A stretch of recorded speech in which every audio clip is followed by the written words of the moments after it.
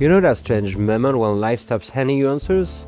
When you realize you're the one who has to figure things out. Maybe it starts with a breakup, or losing your face, or walking away from a job that once defined you. Whatever it is, there comes a point when the world stops telling you who to be. Back then, religion, family, community, they all give you a ready-made story.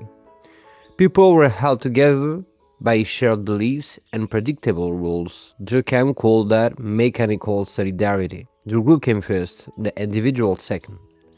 But that word is gone. Now we live in something closer to organic solidarity, complex, fluid, uncertain. Work, love, identity, nothing feels fixed. Meaning is given and more, it has to be made. And that freedom, while beautiful, is also heavy. When you decide what's meaningful, you're responsible for it. There's no one left to say, this is the right way. You have to choose what matters and hold on to it. Even when you're the only one who does. Psychologist Baumeister once described 4 things people need to feel their lives have meaning: purpose, values, a sense of competence, and self-worth. When society no longer provides those, we start to build them ourselves, quietly, piece by piece. Each of us become a kind of architect of belief. That's where we are now, a world of personal myth-making. We borrow fragments of science, culture and emotion to build small, private worlds of significance. We've become, in a sense, spiritual entrepreneurs. But there's a catch. If no one else shares your story, it can isolate you. Try to express a belief that doesn't fit the friction. Sometimes people reject the idea, sometimes they reject you. Neuroscience studies by Eisenberger show that social rejection activates the same brain regions as physical pain. So your meaning isn't shared, it hurts, not metaphorically, but biologically, in a sense. And that pain drives us to seek comfort among those who agree with us.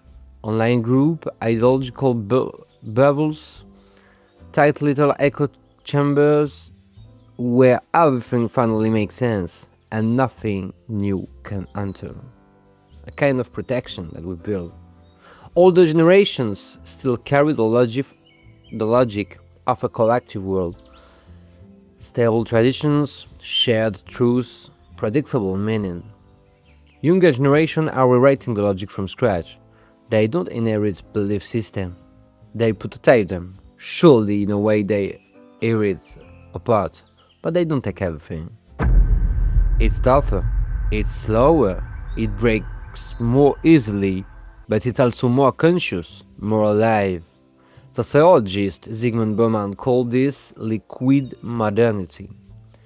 Everything solid, work, face, identity turns fluid. We build temporary meaning just to stay afloat. A relationship becomes a project, a job becomes a phase, a belief becomes a draft. The problem is that our brains weren't designed for permanent change. Research by Tanya Singer and others shows that humans rely on shared emotional signals to regulate empathy and stress. When those shared signals disappear, the nervous system struggles to anchor itself. That's why uncertainty today doesn't just feel cultural, it feels physical. And now comes AI, a new mirror, a machine that reflects our beliefs, amplifies them, adapts to them. At first, it seems natural, but the more it learns about us, the more it feeds back what we already think.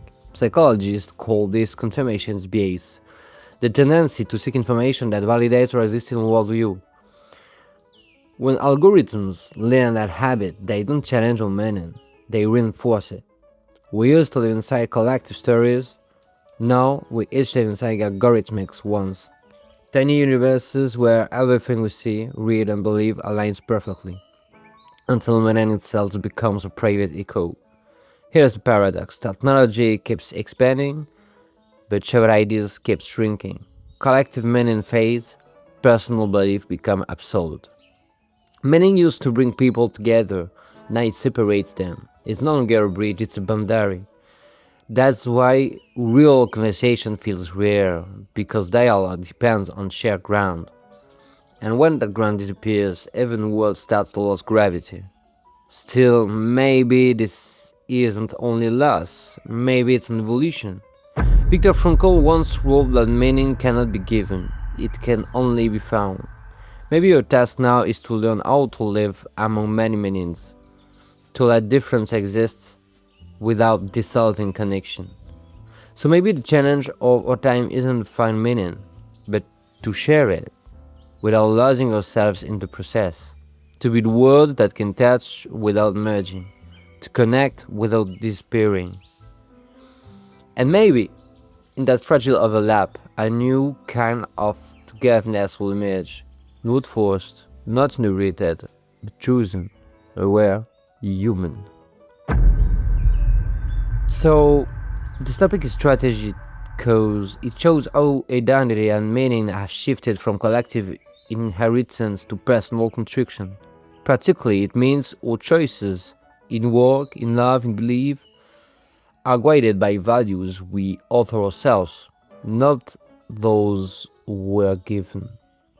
And connectively, it shows that the modern mind is learning for the first time to bear the full weight of its own freedom. I hope you find out what you were looking for and wish you a good day. Talk to you soon. Bye.